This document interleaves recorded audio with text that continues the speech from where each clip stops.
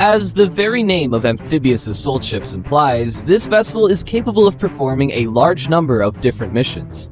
Today, we'll tell you about the newest class of amphibious assault ships, America class, and find out why exactly they're needed, how they differ from aircraft carriers, and what the future of this class of landing ship holds. The America class, also known as the LHA replacement, is the world's largest amphibious assault ship, close in overall dimensions to the size of an aircraft carrier.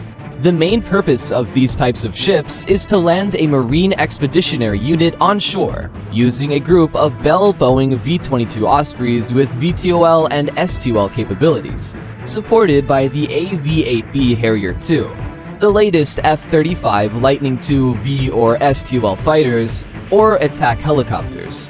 This mini aircraft carrier can carry an aviation group of 6 F-35B Lightning II fighters, 12 V-22 Ospreys, 4 AH-1Z heavy transport helicopters, 4 CH-53K heavy lift cargo helicopters, 3 UH-1Y utility helicopters, and 2 MH-60S Nighthawks for air-sea rescue operations.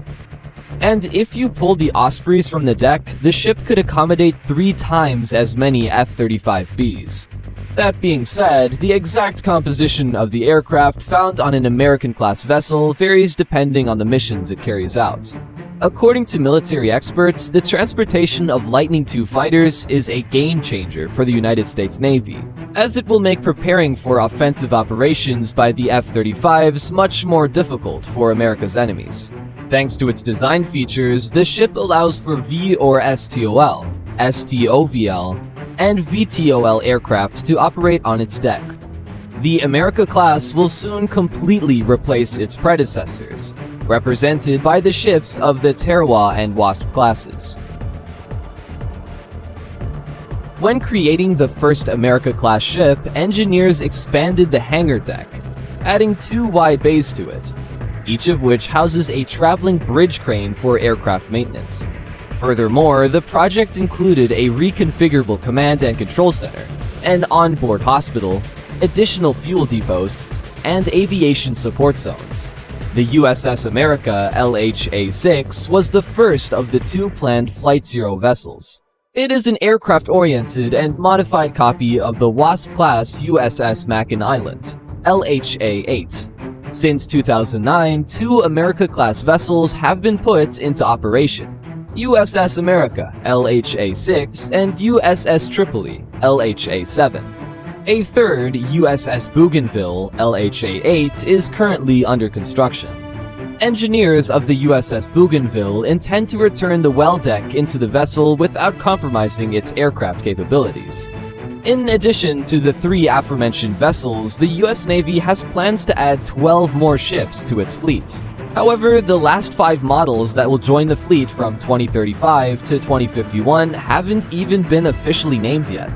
When comparing America to Wasp, it's hard to miss the fact that engineers were inspired by the latest vessel of the Wasp class, Mackinac Island, with its 2 gas turbines, since 45% of America's Flight Zero design was borrowed from it. The only thing that didn't find a home in the first 2 America incarcerations was the well deck, which is a feature of the Mackinac Island. Engineers decided to forego the well deck in favor of more space for aircraft and their spare parts, weapons, and fuel. America uses the same JP-5 fuel used by the AV-8B Harrier, V-22 Osprey, and the various helicopters the vessel transports.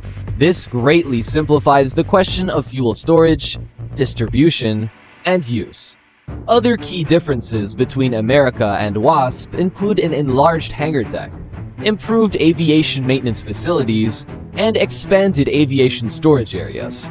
One of the main improvements America class made in comparison to its predecessors was the implementation of the C4ISR battle management system that allows for the possibility of electronic reconfiguration. According to engineers' preliminary estimates, this system will allow a vessel to remain in service much longer than Wasp-class ships. Now that we have an idea of how America has managed to outperform its ancestors, let's explore the reasons many still confuse these ships with aircraft carriers. The architecture of America ships has been referred to more than once as a base platform for a light aircraft carrier. And in fact, they're even larger than the small aircraft carriers conceptualized in the Sea Control Ship (SCS) project of the 1970s, the cost of which is estimated at more than $552 million, adjusted for inflation, but which was cancelled after cuts to the US Navy's budget. One retired US Navy captain, Peter Pagano, underlined the similarity between America and ships of the SCS project and Essex-class aircraft carriers in an article. In his opinion, America is a perfect prototype for a promising light aircraft carrier. But in order to sufficiently handle the tasks unique to carriers, the vessel would still be in need of some serious modifications. After all, even lacking a well deck, a significant part of America-class vessels is allocated to the deployment of amphibious troops. Up to 1,870 infantrymen, their weapons, hovercraft, and floating personnel carriers of the Marine Corps, 2 LCU landing vessels, 3 LCAC hovercrafts, or 6 LCM-8 mechanized landing crafts are involved in deploying Marine expeditionary units. In addition, anywhere from 40 in standard configuration or 61 in maximum configuration, AAV-7 APCs are also deployed. These are excellent additions to a universal landing ship, but are unfavorable for a modern aircraft carrier. The issue is that, as the name implies, an aircraft carrier is primarily intended for aviation operations, and, as such, must have the maximum number of resources and reserves to meet these needs. Therefore, accommodations for landing troops are, for a carrier, nothing more than dead weight. And finding a compromise while remaining within the framework of what makes a universal landing ship is almost impossible. Especially considering the well deck has been returned to the Bougainville as mentioned earlier. And it should be noted, the duration and degree to which the aviation functionalities of an America-class vessel can continue to operate will suffer greatly if it is used as an aircraft carrier. Now, let's take a closer look at the exact ways a universal landing ship is inferior to aircraft carriers. It's funny, but the first point is maneuverability. You might be wondering, how can a smaller vessel possibly have less maneuverability than a giant aircraft carrier? Well, as it turns out, it can. Aircraft carriers are equipped with onboard nuclear reactors, while America-class ships run on fossil fuels. As such, even the Nimitz-class carriers move 40% faster, 35 miles per hour, to America's 25 miles per hour. In other words, the Leviathan can travel up to 700 miles in a day with limitless endurance, while America will constantly hunger for more fuel. Universal landing ships are inferior to carriers in their spaciousness.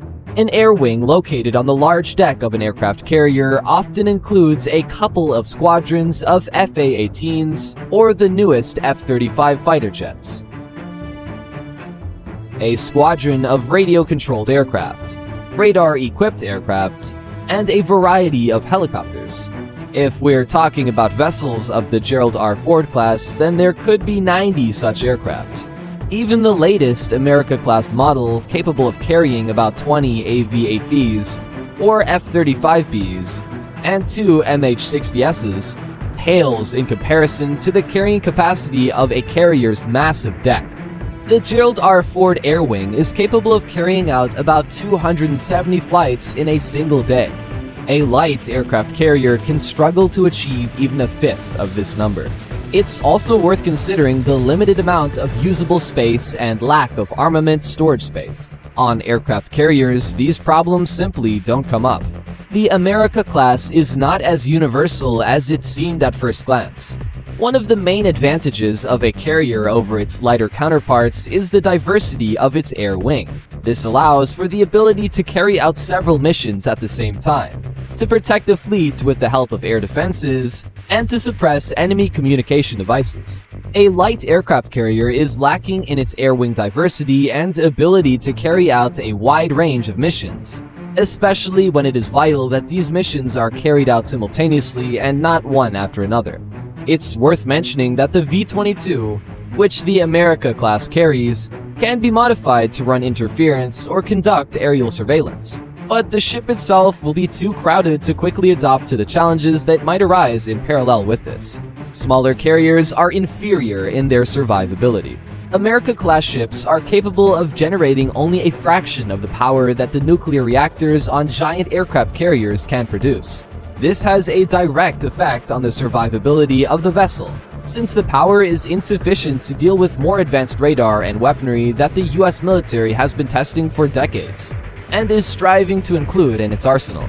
Furthermore, there are fewer watertight compartments and protective systems, and the ability to damage the crew cabin, which makes the vessel more vulnerable to an enemy attack. The stability of the America-class amphibious assault ships also raises concerns.